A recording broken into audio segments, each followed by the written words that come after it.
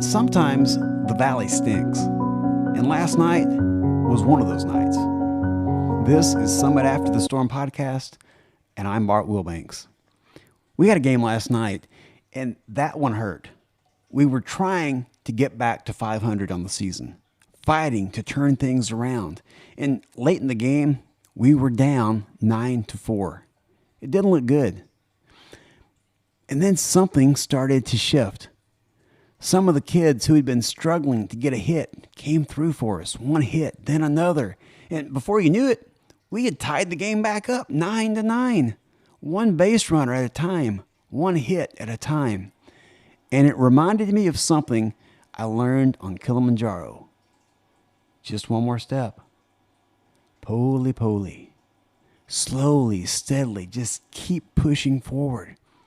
Because that's how you climb a mountain, and that's how we climb back into that game.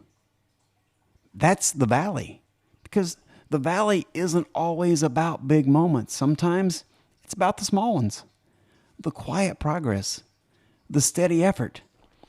The decision just not to quit when it would be easier to just lay over.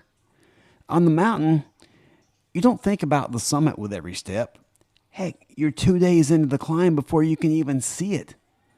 But you think about the next step, and then the next one, and then the next one.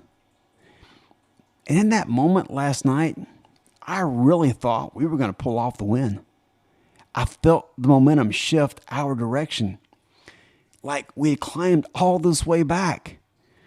But then we gave up a run, down 10-9, and we just couldn't answer that last run. Game over. 2-game losing streak.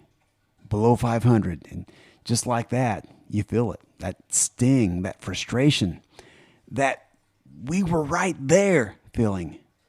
2 Corinthians chapter 4, verse 16 says, "Therefore we do not lose heart, though outwardly we are wasting away, yet inwardly we are being renewed." That changes the perspective, doesn't it? Because last night, what we saw was a loss. A scoreboard that didn't go our way. A record that dropped us below 500. But what you couldn't see was what was actually being built. Confidence in kids who had been struggling at the plate. Belief that as a team, we can fight back. A team learning what it means to stay in it, even when it looks like it's over. And for me, it was something deeper, because the younger version of me would have let that loss ruin his night.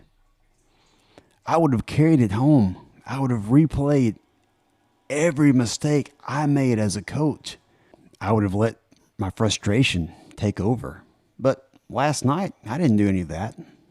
Instead, I gathered the boys up after the loss, and I told them the truth. I told them I was proud of them. Proud that they didn't quit again.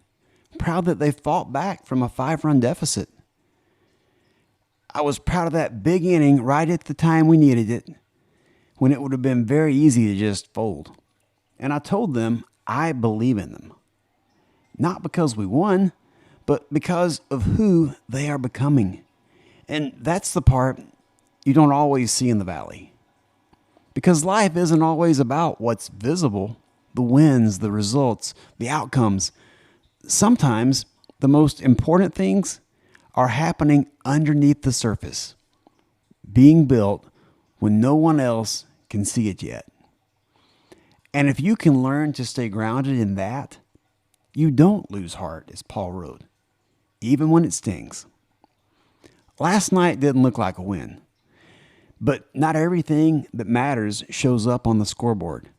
Because sometimes the valley is building something in you, in those kids, in your coworkers, in your boss. Building something that the world just can't see yet.